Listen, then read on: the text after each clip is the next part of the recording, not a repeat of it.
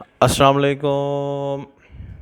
आज Zainab food corner की जानिब से एक नई रेसिपी लेके हाज़िर हुए हैं। आज हम दाल चना को फ्राई करेंगे ढाबा स्टाइल में। इसके लिए मैंने सबसे पहले मक्खन ले लिया। इसको आज हम मक्खन के अंदर हमने फ्राई करना है।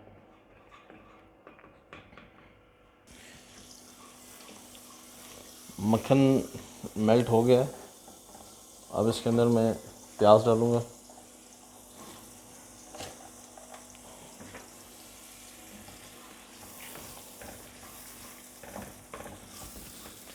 प्याज को हल्का सा ब्राउन करना है।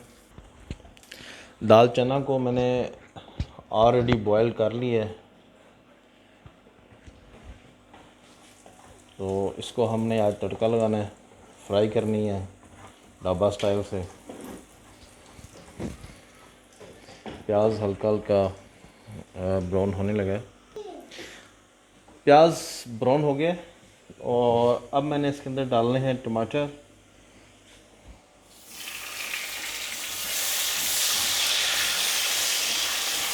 और इनको अच्छी तरीके से मिक्स कर लेना है।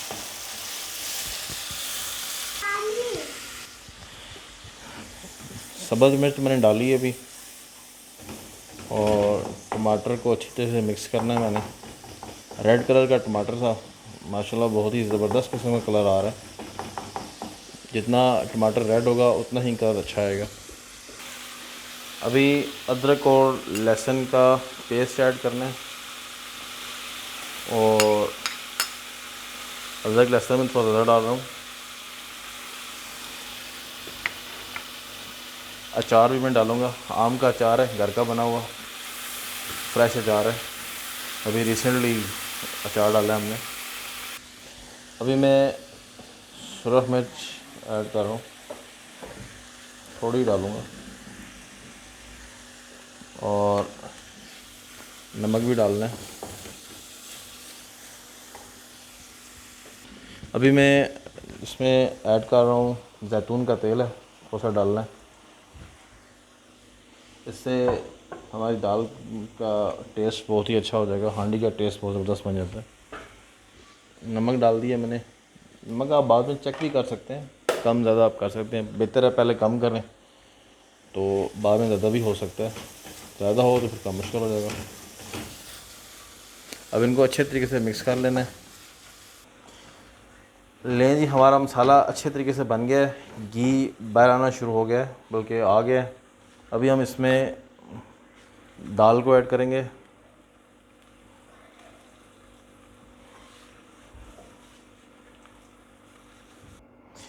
अभी इसको हमने अच्छे तरीके से मिक्स कर लेना है, और आयल एकदम से गायब हो गया है। थोड़ी देर के बाद इसमें से आयल निकलना शुरू हो जाएगा। तो इस दौरान आप हल्का सा ओलिव ऑयल वैसे यहाँ पर ऐड कर सकते हैं, हल्का सा।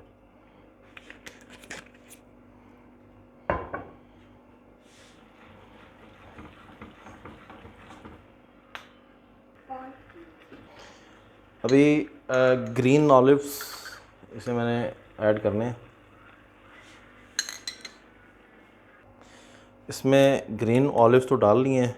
अब मैं स्पेनिश ब्लैक कलर के ऑलिव्स इसमें यूज़ कर रहा हूँ। ग्रीन और ब्लैक दोनों का बहुत ही ज़बरदस्त किस्म का कम्बिनेशन, और टेस्ट बहुत ही अच्छा मतलब टेस्ट डेवलप हो जाता है। अब इनको अच्छे तरीके से मिक्स कर लेना है, और हल्का सा फ्लेम तेज़ कर देना है हमने। इसको मैंने 5 मिनट तक पका लिया है, और हल्की खरी दाल रह गई है। अगर इसको हम मज़ीद पकाएंगे तो दाल जो है वो आपकी मज़ीद स्मैश हो जाएगी। आप देखें कि हमारा आयल जो है वो बाहर निकलना शुरू हो गया। मतलब आयल जो है वो दाल से अलग होना शुरू हो गया।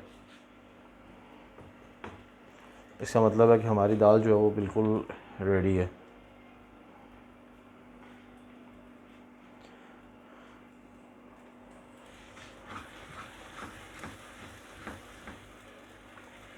नमक मैंने चेक कर लिया है, पहले कम था, थोड़ा सा और ऐड किया है।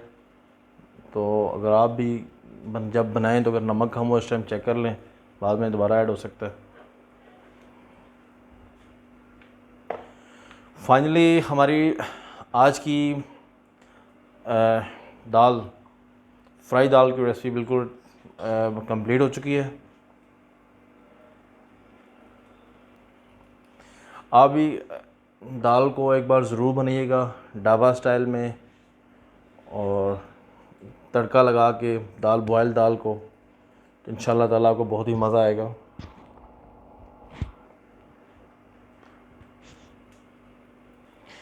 फ्लेम मैंने बंद कर दिया है, दाल तैयार हो चुकी है।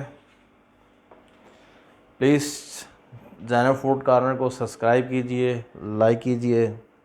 इंशाल्लाह ताला बहुत जल्द मुलाकात होगी एक नई रेसिपी के साथ। तब तक के लिए अल्लाह हाफ़िज़।